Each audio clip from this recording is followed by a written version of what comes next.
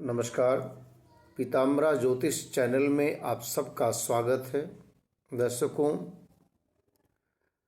आज हम बताने वाले हैं कि अकस्मात धन योग कैसे बनता है। 40 बिंदु हैं, उनको ध्यान से सुने और अपनी जन्म पत्रिका में उसे आप मैच करें, मिलान करें कि क्या ऐसा योग है। इसको हमने 40 बिंदुओं में लिखा है कि लग्नेश शुभ होकर यदि धन भाव में स्थित हो यानी दूसरे घर में हो तो व्यक्ति अपने जीवन में निश्चय ही अकस्मात धन प्राप्त करता है और धन का सदुपयोग करता है।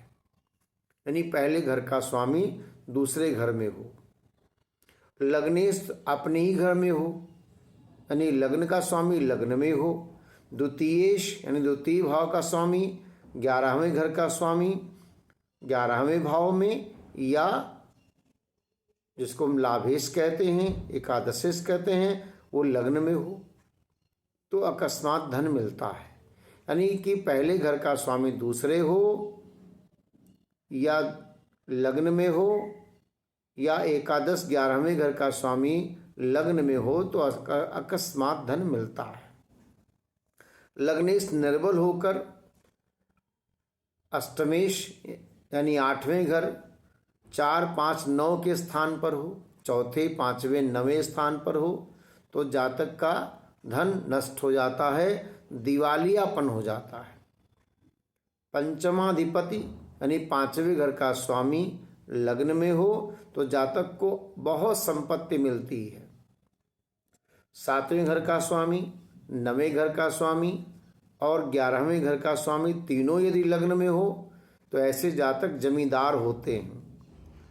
लग्न का स्वामी यदि उच्च का हो या स्वराशि में हो तो जीवन भर आपको धन मिलता है, सुख भोग मिलता है। लग्न में पाप ग्रह हो तो जातक लाख प्रयत्न करे लेकिन दुख ही मिलता है। लग्न में शनि हो या अष्टमस्थ हो, 8वें घर का स्वामी हो, राहु 6ठे स्थान पर हो, या 6ठे में मंगल हो तो जातक को भारी कष्ट जीवन भर मिलता है। लग्नेश द्वादश स्थान में हो यानी लग्न का स्वामी पहले घर का स्वामी 12वें घर में हो, 10वें स्थान पर पाप ग्रह हो यानी कर्म में पाप ग्रह हो तो किसी भी स्थान पर चंद्रमा हो, सूर्य एक साथ बैठे हो फिर भी दुख मिलता है। लग्न से 5वें स्थान का स्वामी बुध, गुरु, शुक्र 5वें, 7वें, 9वें या 10वें स्थान पर विराजमान हो तो उत्तम विद्या योग घटित होता, बहुत अधिक बुद्धिमान होता है। उच्च का बृहस्पति लग्न में हो, एकादश भाव में हो तो श्रेष्ठ विद्या होता है। पंचमें स्वग्रही होकर लग्न में चौथे, 5वें हो तो उत्तम विद्या योग होता है। लग्न 5वें स्थान पर हो, लग्नेश यानी लग्न का स्वामी 5वें स्थान पर हो, पंचम कारक गुरु बलवान हो तो संतान योग घटित होता है। बलवान बृहस्पति लग्नेश द्वारा देखा जाता हो तो उत्तम संतान होती है, संतान के द्वारा नाम होता है। लग्नेश पंचमें एक साथ होने पर उत्तम संतान कारक योग होता है यानी लग्न का स्वामी पहले घर का स्वामी और 5वें घर का स्वामी एक साथ हो तो उत्तम संतान योग बन जाता है। लग्नेश 9वें दोनों सप्तमस्थ हो यदि हो यानी लग्न का और 9वें भाव का स्वामी 7वें घर में बैठा हो तो बहुत अच्छा संतान होता है, संतान के द्वारा नाम होता है। लग्न का स्वामी यानी पहले घर का स्वामी 5वें घर का स्वामी पहले घर में, चौथे घर में, 9वें, 10वें घर में हो, केंद्र में हो, शुभ ग्रहों से अगर देखा जाता हो तो संतान योग घटित होता है। तीसरे घर का स्वामी चंद्रमा पहले, चौथे, 7वें, 10वें घर में हो, एक साथ हो तो संतानहीन योग हो जाता है। लग्न का स्वामी बुध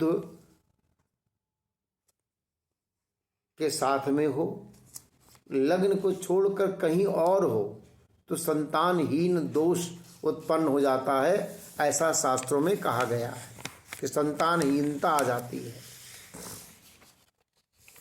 छठे घर का स्वामी यानी कि शत्रु के स्थान का स्वामी सूर्य के साथ लग्न में हो तो मुंह से संबंधित रोग उत्पन्न हो जाते हैं। मंगल शनि लग्न में हो, लग्नेश को देखते हो तो बहुत सारे रोग हो जाते हैं। आठवें घर का स्वामी और पहले घर का स्वामी एक साथ यदि हों तो रोग उत्पन्न कर देते हैं। दूसरे घर का स्वामी सातवें घर का स्वामी यदि लग्न में हो तो उत्तम विवाह का योग बन जाता है। ऐसा गोचर में होता है तो भी विवाह का योग बनता है। लग्न से सातवें घर 12वें घर में पाप ग्रह यदि हैं तो विवाह प्रतिबंधक योग हो जाता है, यानी विवाह देर से होता है, विवाह बंधन योग बन जाता है। लग्न का स्वामी आठवें का स्वामी लग्न पर है तो जातक बहुत लंबा आयु पाता है। छठे घर का स्वामी आठवें घर का स्वामी लग्न में हो तो जातक दीर्घायु होता है, शत्रुहंता योग बन जाता है। लग्न का स्वामी बलवान होकर केंद्र में हो तो भी जातक दीर्घायु होता है। लग्नेश शनि में हो और 1, 4, 5, 8 स्थान में कहीं भी हो तो जातक अल्पायु होता है, यानी लग्न का स्वामी पहले घर का स्वामी शनि के साथ हो या लग्नेश शनि हो। लग्नेश शनि कब होगा? मकर या कुंभ लग्न में होगा। और लग्न का जो स्वामी जैसे लग्नेश से मान लिया और शनि के साथ बैठा है तो लग्नेश का स्वामी 1, 4, 5, 9 में होगा, 8 में होगा, जातक अल्पायु होगा। लग्नेश पंचम भाव में पंचमेश लग्न में होने पर अपार धन की प्राप्ति होती है। समस्त ग्रह लग्न में त्रिकोण भाव में होने पर श्रृंगाटक योग होता है। इसमें जातक सेनाध्यक्ष बनता है। केवल केंद्र में समस्त ग्रह होने पर केदार योग बन जाता है। 1, 4, 7, 8, 1, 4, 7, 10 में सारे ग्रह हों केंद्र में तो केदार योग होता है, जातक राज्यपाल बन जाता है। लग्नेश बलवान हो, भागेश अपने मूल त्रिकोण में हो या स्वराशि में हो तो महापराक्रमी लक्ष्मीवान होता है। शुक्र बुध गुरु केंद्र में हो, मंगल लग्न में हो तो ऐसे लोग राज्य सेवा में उच्च पद प्राप्त करते हैं। मेष लग्न हो, सुखेश लग्न में हो, मंगल भी लग्न में हो तो लग्नेश भी लग्न में हो तो जातक हजारों लाखों का विश्वास प्राप्त करता सांसद बन जाता है। मेष लग्न हो, उसे कोई पाप ग्रह न देखता हो तो ऐसा व्यक्ति शासन में उच्च स्तर को प्राप्त होता है। मेष लग्न में पाप ग्रह हैं और नवम भाव में बृहस्पति हो तो केंद्रीय मंत्री का पद मिलता है। जन्म लग्न शुभ ग्रह से युक्त हो, शुभ योग घटित होने पर जातक अच्छा वक्ता बनता है। वाणी में मंत्र मुग्ध करने की शक्ति आ जाती है, यानी जन्म लग्न में शुभ ग्रह यदि हैं और शुभ योग बना हुआ है तो अच्छा वक्ता बनता है और वाणी में एक मुग्धता आ जाती है और जन भावना को अपने अनुकूल बनाने की अद्भुत क्षमता हो जाती है। ये स्थिति नरेंद्र मोदी जी की कुंडली में है। वृश्चिक लग्न, चंद्रमा मंगल लग्न में है तो वो कहीं भी बात करते हैं तो लोग मंत्र मुक्त होकर सुनते हैं। जातक सुंदर सदाचारी सद्गुणी हो जाता है। लग्न से चारों के केंद्र स्थान खाली हों तो जातक अरबपति के घर जन्म लेकर भी दारिद्र्य जीवन यापन करता है, घर छोड़ दूर कहीं सन्यासी बन जाता है। लग्न से केंद्र में गुरु न हो, छठे और 9वें भाव में गुरु हो, चंद्रमा से दृष्ट न हो तो जातक भाग्यशाली नहीं होता। जीवन में कई उतार चढ़ाव देखता है, आजीवन कर्ज में डूबा रहता है। सामान्य जन भी उसे घृणा करते हैं। तुला या वृष लग्न हो, केंद्र में शुक्र गुरु होने पर गंधर्व योग होता है। तुला या वृषभ लग्न हो और केंद्र में 1, 4, 7, 10 में शुक्र या गुरु हो तो गंधर्व योग होता है। ऐसा जातक उच्च कोटि का गायक, अभिनेता, फिल्म विभाग में जाता है, देश विदेश की यात्राएं करता है। तो हमने केवल लग्न को लिया।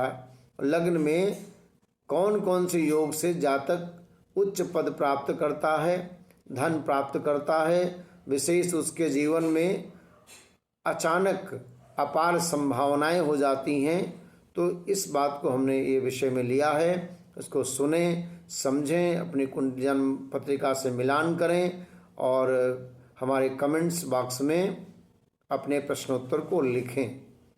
हम आपके प्रश्नों के उत्तर देंगे। जय श्री राम।